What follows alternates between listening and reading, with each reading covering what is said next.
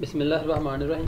अस्सलाम वालेकुम viewers. Object oriented programming using C plus series के साथ में हम मोहम्मद सफदर डोगर। व्यूअर्स, आज की वीडियो के अंदर जो टॉपिक हम कवर करेंगे वो है generic programming and templates in OOP using C plus. Viewers, generic programming को हम सी प्लस के अंदर कैसे यूज़ करते हैं, उसमें अंदर टेम्पलेट्स का क्या रोल्स है, तो आइए स्टार्ट करते हैं।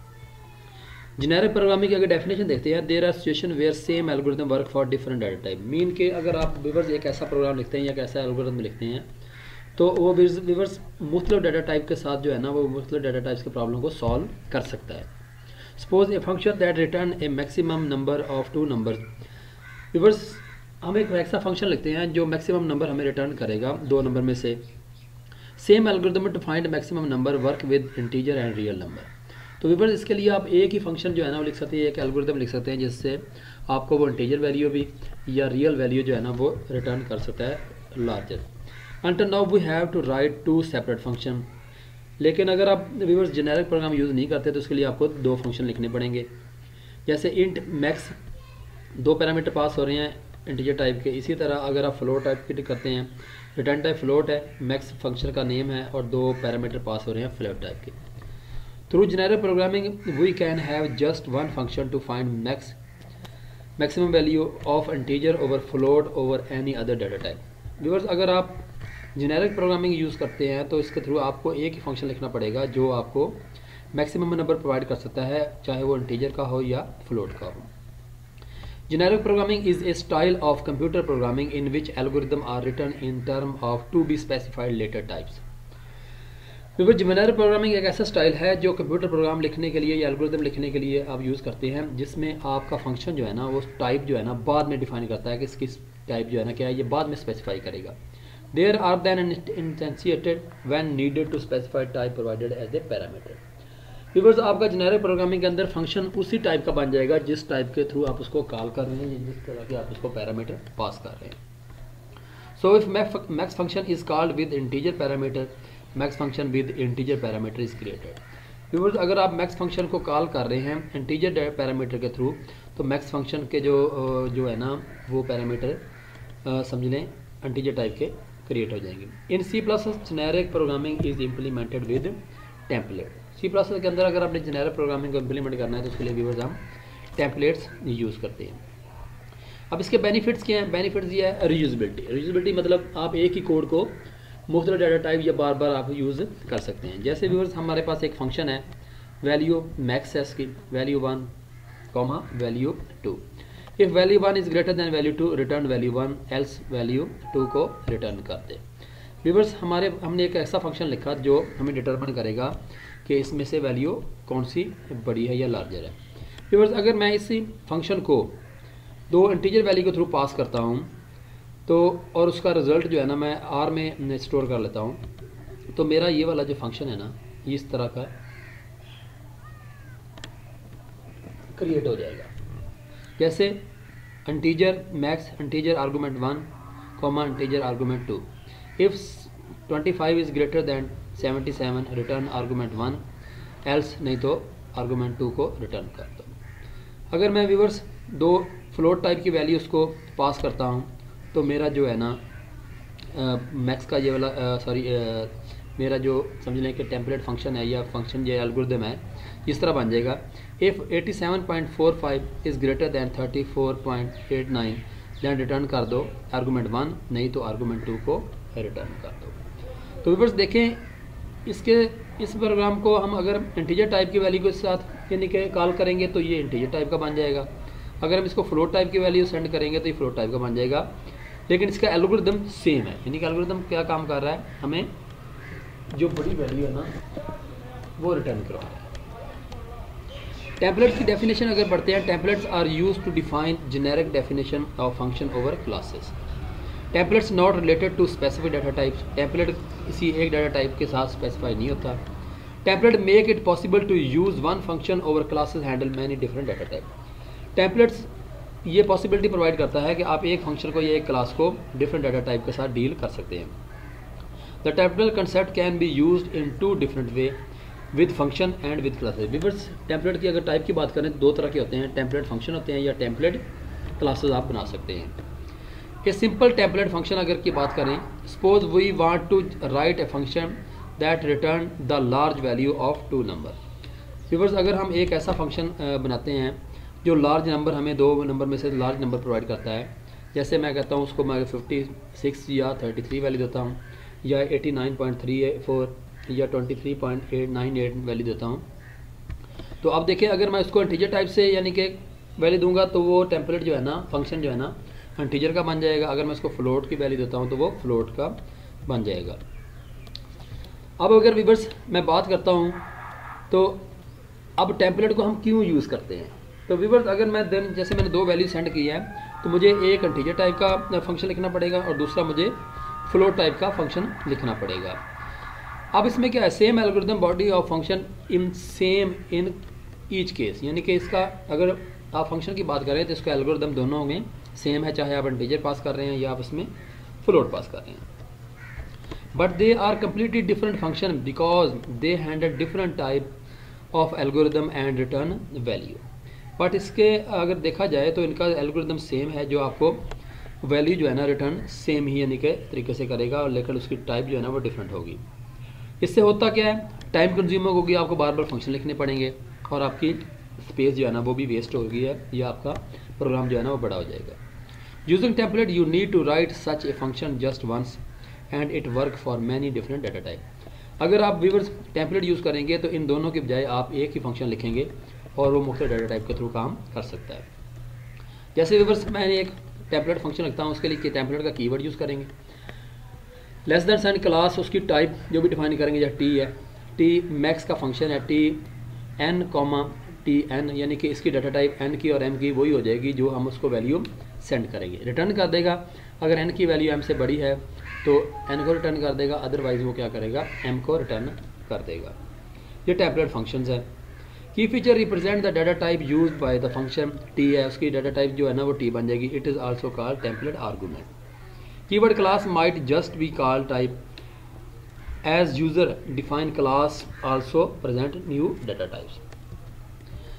अब व्यूअर्स एट कंपाइल टाइम क्या होगा, compiler do nothing for template function. Compiler को कोई पता नहीं है कि आपने टेम्पलेट फंक्शन लिखा है लिखा।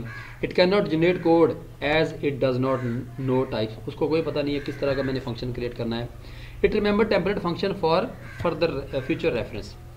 Code generation of template function take place when that function is involve. But जब आप उसको व्यूअर्स फंक्शन को कॉल करेंगे तो कंपाइलर को पता चल जाएगा कि मैंने इसका टेम्पलेट जो है ना किस टाइप का क्रिएट करना है। जैसे int x is equal to 3 है, y इज इक्वल टू 9 है, मैं x मैक्स के अंदर x और y की वैल्यू सेंड करता हूँ तो ये आपका टेम्पलेट फंक्शन जो है ना वो इंटीजर टाइप का बन जाएगा। Now compiler know that type is integer. अब कंपाइलर को पता चल रहा है कि इसकी टाइप जो है ना वो क्या है, इंटीजर है।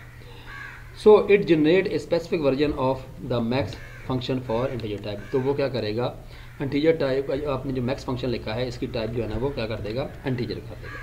अगर व्यूअर्स हम इसकी एग्जांपल देखते हैं, जैसे मैंने यहाँ पे एक टेम्पलेट फंक्शन लिखा है, टेम्प का keyword, class type, type max, type A comma type B, return कर देगा। अगर ए की वैल्यू बड़ी है 20 से तो रिटर्न ए कर देगा, अदरवाइज क्या करेगा, बी कर देगा। मेन के अंदर आपने क्या किया, एक फ्लोट टाइप का वेरिएबल लिया R is equal to max 9,4। जब इसको आप 2 इंटीजर वैल्यू देंगे तो ये इसकी टाइप इंटीजर हो जाएगी, आपको मैक्स वैल्यू रिटर्न कर देगा। तो इस तरह का एक फंक्शन जो है ना टेम्पलेट का क्रिएट हो जाएगा। बट जब उसको आप फ्लोट टाइप की वैल्यू देंगे, सेंड करेंगे कॉल करते वक्त, तो वो ये फ्लोट टाइप की उसकी जो है ना वो फंक्शन को क्रिएट कर देगा। अगर व्यूअर्स की कोडिंग को यानी कि मैं करता हूँ तो जैसे यहाँ पे आ जाएगा टेम्पलेट का कीवर्ड आ जाएगा, उसके बाद क्लास आप कर देंगे टी, यहाँ पे डिस्प्ले देंगे, और इसके बाद यहाँ पे टी, यहाँ पे आपने जो भी फंक्शन का नेम लिखना है वो लिख दें। जैसे मैं कहता हूँ मैक्स है, उसके बाद T comma N comma T N sorry M आ जाए। यहाँ पे आप करते हैं इफ़ क्या है जी, एन की वैल्यू बड़ी है एम से तो क्या कर दो, रिटर्न कर दो एन को, नहीं तो रिटर्न कर दो एम को। मेन का फंक्शन आप यहाँ पे कॉल करते हैं तो यहाँ पे व्यूअर्स इंटीजर मैं एक वेरिएबल था और यहाँ पे मैं r is equal to max को यहाँ पे कॉल कर लेता हूँ। यहाँ पे मैं कहता हूँ जी कोई वैल्यू 7,9 और यहाँ पे लिखता हूँ सी आउट मैक्सिमम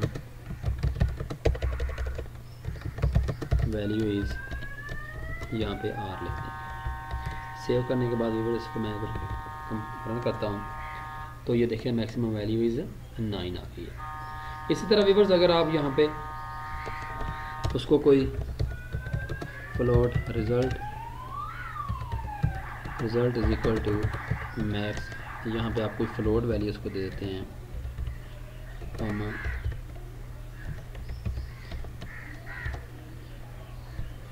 यहाँ पे सेमीकोलन डाल दें, इसको यहाँ पे कॉपी करके यहाँ पे पेस्ट कर देते हैं और यहाँ पे आ जाएगा result.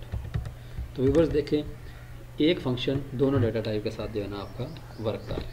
The maximum value is 9, the maximum value is 98.23।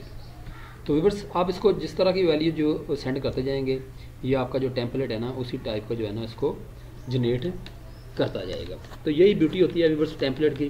Template में क्या होता है, एक आप समझ लें कि एक मॉडल जो है ना बना लेते हैं, जिस तरह की आप उसको वैल्यू करते हैं सेंड करते हैं वो मॉडल जो है ना अपने आप को उसी टाइप के अंदर जो है ना वो कन्वर्ट कर लेता है। अगर आप व्यूअर्स इसको कोई करैक्टर वैल्यू देंगे तो इसको आप वो ये इसको करैक्टर में कन्वर्ट कर देगा। अगर आप इसको इंटीजर वैल्यू देंगे तो ये इंटीजर में कन्वर्ट कर देगा। आप जिस तरह की वैल्यू इसको देंगे टेम्पलेट की जो है ना टाइप जो है ना उसी तरह कन्वर्ट हो जाएगी। इससे क्या होगा कि आपको व्यूअर्स बार बार फंक्शन लिखना नहीं पड़ेंगे। आप देखें ना अगर आपने इंटीजर टाइप का वैल्यू दी तो आपको इंटीजर का फंक्शन लिखना पड़ता, अगर आपने फ्लोट का यानी कि वैल्यू दी तो आपको फ्लोट टाइप का एक फंक्शन लिखना पड़ता। इससे हो क्या रहा है कि आप एक ही फंक्शन को लिख रहे हैं और जिस तरह की आप उसको वैल्यू सेंड करेंगे वो टेम्पलेट फंक्शन जो है ना उसी टाइप में आपको कन्वर्ट हो जाएगा। इसी तरह अगर व्यूअर्स मैं एक और प्रोग्राम आपको इसमें करके देता हूँ, तो जैसे मैं यहाँ पे इंक्लूड स्ट्रीम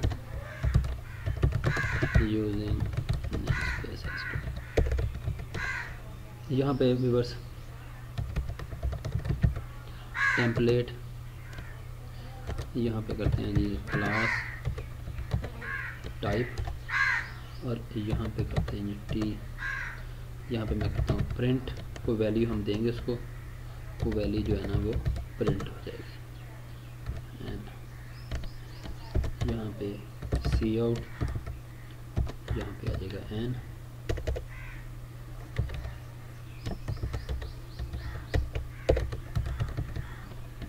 और यहाँ पे वाइड मेन का फंक्शन आप कॉल करते हैं।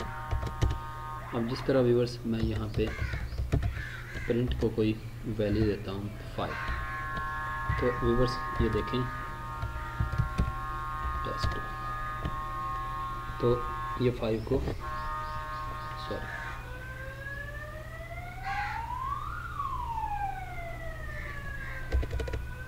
टी,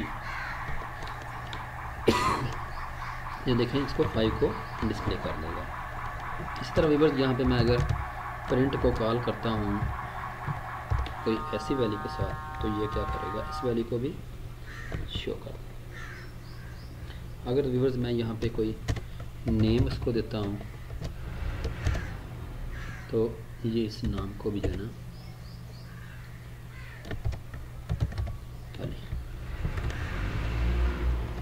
तो इसको देखें ये इसको भी शो कर देगा। अगर देखें जिस तरह की आप उसको वैल्यू देते जाएंगे ये टेम्पलेट अपने आप को उसी टाइप में कन्वर्ट करता जाएगा। तो टेम्पलेट का फ़ायदा ये होगा कि आपको बार बार जो है ना फंक्शन लिखने की ज़रूरत नहीं है। अब देखें ना मैंने 3 तरह की इसको value the, integer, float and character. तो इसको यानी कि 3 फंक्शन लिखने की बजाय आपने एक ही फंक्शन लिखा और वो सारों को जो है ना वो शो करा रहा है। उम्मीद है कि आपकी लेकर के आपको समझ आ गई होगी। मेरे वीडियो देखने का शुक्रिया। मेरे चैनल को सब्सक्राइब करना ना भूलें ताकि मेरी आने वाली वीडियो की अपडेट आपको मिलती रहे। तो नेक्स्ट लेक्चर तक बाय, ओके, अल्लाह।